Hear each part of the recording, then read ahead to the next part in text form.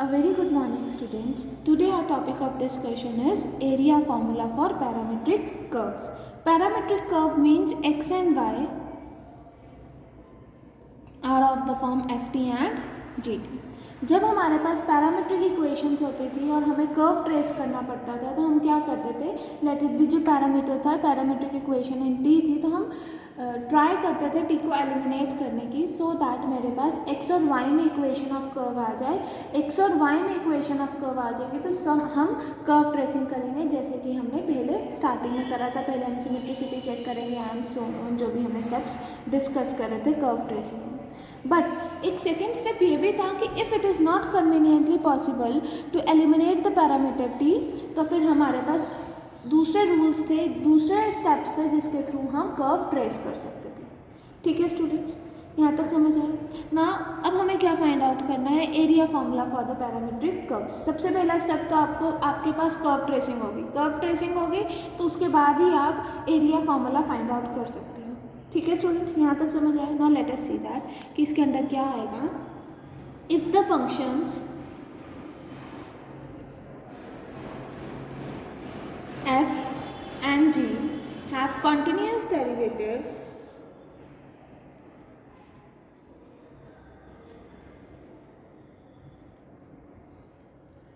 then the area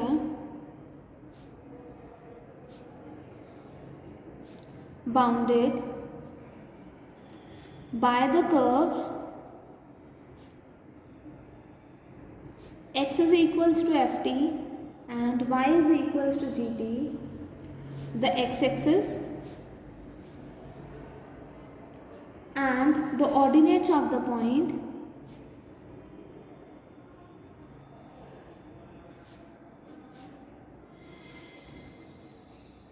points where t is equals to a, comma t is equals to b is क्या है वो formula, integral within the limits a to b, जो कि t की limits है, y dx by dt into of dt.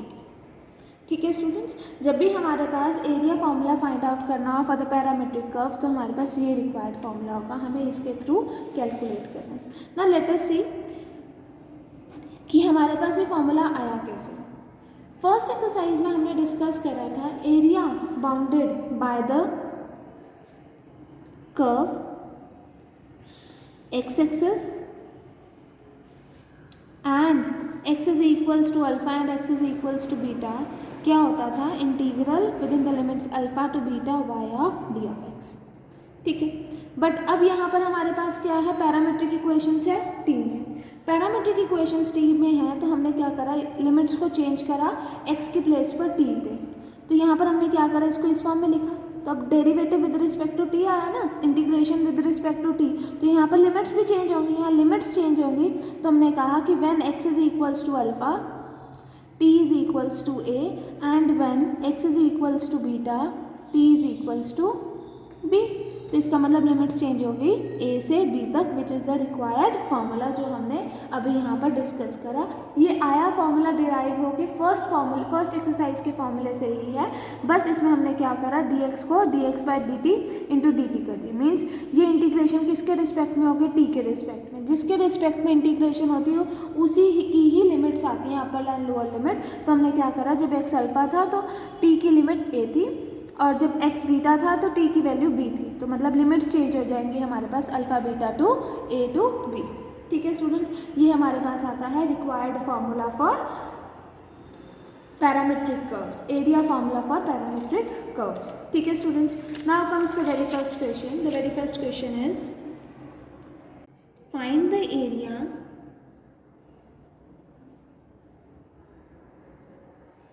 Of the curve x is equals to a cos cube t and y is equals to b sin cube t. अब parametric equation में है तो सबसे पहला step क्या होता है हमारे पास, अगर मुझे कर्व ट्रेसिंग करनी है तो we are required to eliminate the parameter t. तो हमने क्या करा यहाँ पर, द गिवन इक्वेशन में रेजिंग टू द पावर 2/3 करा in both the equation, raising to the power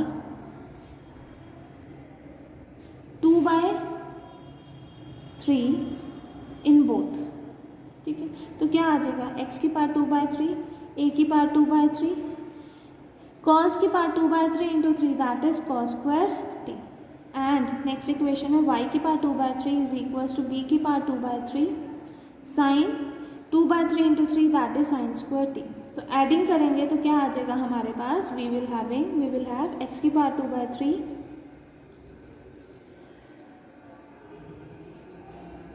देखो यहाँ पर ये क्या इम्प्लाई करेगा, x की पावर 2/3 डिवाइडेड बाई a की power 2/3 is equals to cos square थी। मैंने डायरेक्ट क्यों नहीं ऐड करा, क्योंकि यहाँ पर जो कॉफिशिएंट है वो क्या है, डिफरेंट है। अगर सेम होता तो फिर तो मैं ऐड कर देती तो वो कॉफिशिएंट कॉमन आ जाता, ठीक है, और cos square t plus sine square T bracket में आ जाता एंड हम आइडेंटिटी यूज़ करते थे। बट यहाँ पर ये डिफरेंट है तो मैंने इसको क्या करा, डिनोमिनेटर में लेके गए।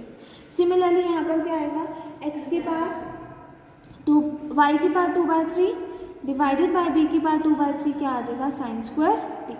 अब दोनों को ऐड करोगे then we will be having x की पावर 2/3 डिवाइडेड बाय a की पावर 2/3 प्लस y की पावर 2/3 डिवाइडेड बाय b की power 2/3 is equals to cos square t plus sine square t, ठीक है। That is we have x की power 2/3 divided by a की power 2/3 plus y की power 2/3 divided by b की power 2/3 is 1। That is we can write it as x की power 1/3 divided by a की power 1/3 का square plus y की power 1/3 divided by b की power 1/3 का square is equals to 1।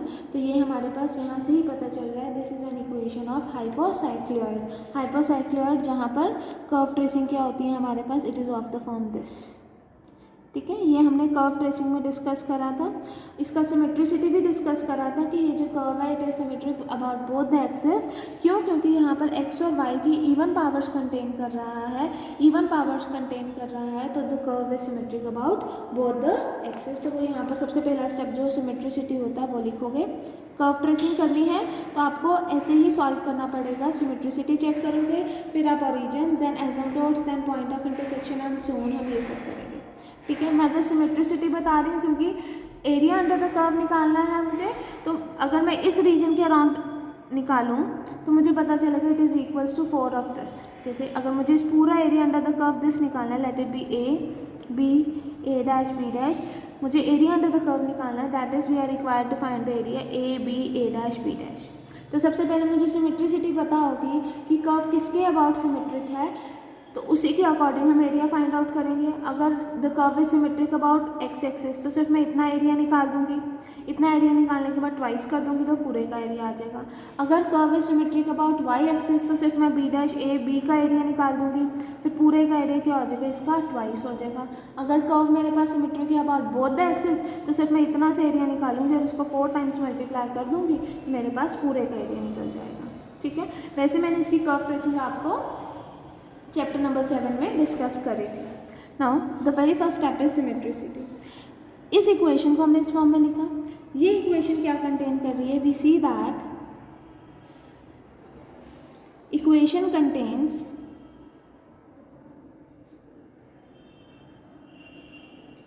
Only even powers of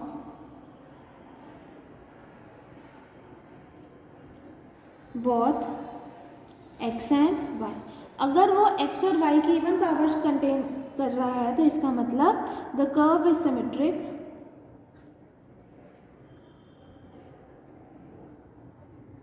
about both the axis, ठीक है। इतनी बात पता चली। और बाउंडेड किस पॉइंट से बाउंडेड हुआ हुआ वो कैसे पता चलेगा हमें, अगर पॉइंट ऑफ इंटरसेक्शन निकालनी है तो बेसिकली क्या होगा, y इक्वल टू 0 पुट करोगे, y इक्वल टू 0 पुट करो तो x की पावर 2/3 डिवाइडेड बाई a की पावर 2/3 या x की पावर 1/3 a की पावर 1/3 का स्क्वायर इज 1, यही आएगा हमारे पास। दैट इज वी हैव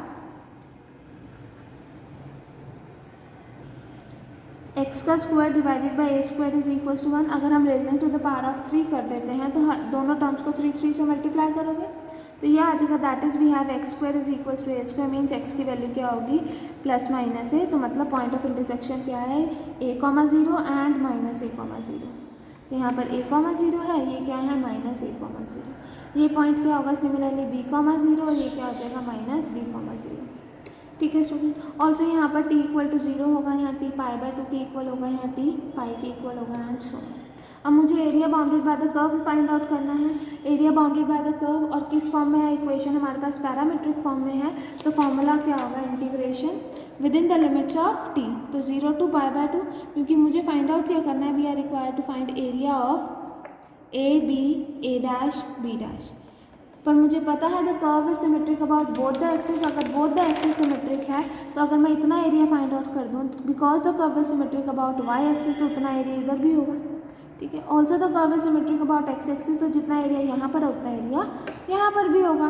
तो मीन्स अगर मैं सिर्फ इतना एरिया फाइंड आउट कर दूँ, उसको 4 से मल्टीप्लाई कर दूँ, तो मेरे पास क्या आ जाएगा, पूरा एरिया। तो therefore we write it here as area of A B A dash B dash is equals to 4 times area of A O B. और area of O A B क्या होगा, पैरामीट्रिक फॉर्म में, तो integration within the limits of t. तो A और B में T की limits क्या आ रही है हमारे पास, टी की लिमिट्स आ रही हैं 0 से लेकर π/2 तक, तो वही का इंटीग्रेशन 0 टू π/2। वाई की वैल्यू क्या है हमारे पास, वाई की वैल्यू है हमारे पास b साइन क्यूब टी, तो यहाँ पर लिखोगे b साइन क्यूब टी। और एक्स dx/dt होता है, x की वैल्यू क्या है, a कॉस क्यूब टी, तो dx/dt क्या हो जाएगा, it is a 3 cos square t, और साथ में cos टी का derivative minus sine t, that is we have minus 3a cube cos square t into sine t, साथ में क्या आ जाएगा dt, that is we have it is equals to minus 12ab integral within the limit 0 to π/2 sine 4t cos square t dt, ठीक है। अब इसको solve करेंगे इंटीग्रेशन को, minus 12ab within the limits 0 to π/2 integration sine 4t cos square t को कैसे लिख सकते हैं, 1 minus sine square t dt, ठीक है। That is we have minus 12ab integral within the limit 0 to π/2 sine 4t minus इस वाली term को इससे करोगे तो 0 टू π/2 साइन 60 dt, ठीक है। नाउ बाय वालिस फार्मूला, यहाँ पर n की वैल्यू इवन है, तो हमारे पास क्या आ जाएगा, n-1 डिमिनिशिंग बाय 2, तो n-1 that is 3 diminishing by 2 1, यहाँ पर क्या आ जाएगा 4 इंटू 2 इंटू π/2। सिमिलरली यहाँ क्या आ जाएगा, n-1 5 डिमिनिशिंग बाय 2, तो ये आ जाएगा डिवाइड में n diminishing by 2, that is we have this, और साथ में क्या आएगा π/2। तो अब यहाँ पर देखो हमारे पास 3/4 और 1/2 और π/2 कॉमन आ रहा है, that is we write 3/4 into 1/2 into π/2 common, यहाँ क्या आ जाएगा 1 minus 5/6, that is we have minus 12ab into 3 divided by 16, और यहाँ क्या आ जाएगा 1 माइनस 5/6, दैट इज 1/6, तो यहाँ क्या आ जाएगा 2, ठीक है। यहाँ क्या आ जाएगा 8, that is we have minus 3πab divided by 8। क्योंकि हम एरिया फाइंड आउट कर रहे हैं तो देयरफॉर हम नेगेटिव साइन को कंसीडर नहीं करेंगे, तो therefore we will write 3/8πab numerically is the required answer, ठीक है स्टूडेंट्स, इतनी बात समझ आए। Next comes find the area included between the cycloid x is equals to a theta minus sine theta and y is equals to a 1 minus cos theta and its base, ठीक है। अब इसमें इस equation के लिए हमारे पास cycloid की कर्व ट्रेसिंग क्या होती है, इट इज दिस, ये हमने डिस्कस करा था कर्व ट्रेसिंग में। यहाँ पर थीटा इक्वल टू 0 है, यहाँ थीटा इक्वल टू पाई होता है, और यहाँ पर थीटा इज इक्वल्स टू 2 पाई होता है, ठीक है स्टूडेंट्स, यहाँ तक समझ आए। अब मुझे कर्व ट्रेसिंग निकालें, यहाँ पर पैरामीटर t की जगह क्या है, थीटा, तो मतलब अब आपके पास फॉर्मूला किस में कन्वर्ट हो जाएगा, y dx/d theta divided by d theta into dx/d theta into d theta. अब मुझे रिक्वायर्ड क्या है, required to find the area bounded by this curve, ये कर्व फाइंड आउट करना है, बट मुझे पता है the curve is symmetric about the line this, इस लाइन के सिमेट्रिक है, तो इसका मतलब जितना एरिया यहाँ पर होगा उतना ही एरिया यहाँ पर होगा, तो पूरे का एरिया क्या होगा, पूरे का area is equals to area of this part, ठीक है। और इस पार्ट में थीटा की वैल्यू कहाँ से कहाँ तक वेरी कर रही है, 0 to पाई। तो आप क्या करोगे, 0 to पाई लिमिट लोगे और 2 से मल्टीप्लाई कर दोगे रिक्वायर्ड एरिया को। y लिया dx by D theta, x की वैल्यू क्या है, x is equals to a theta minus sine theta, तो dx बाई डी थीटा करोगे तो a 1 माइनस कॉस थीटा यहाँ पुट करोगे। ठीक है, 1 माइनस कॉस थीटा का होल स्क्वायर आ जाएगा and we know that 1 minus cos theta is equals to 2 sine square theta by 2। ठीक है, उसका स्क्वायर आया। अब यहाँ पर थीटा बाई 2 है, मुझे अगर वालेस फॉर्मूला अप्लाई करना है तो यहाँ पर integral within the limit 0 to pi by 2 होना चाहिए। तो मैंने क्या करा, put theta by 2 is equals to t, तो theta is equals to t t 2t आ गया, d theta equal to 2 dt।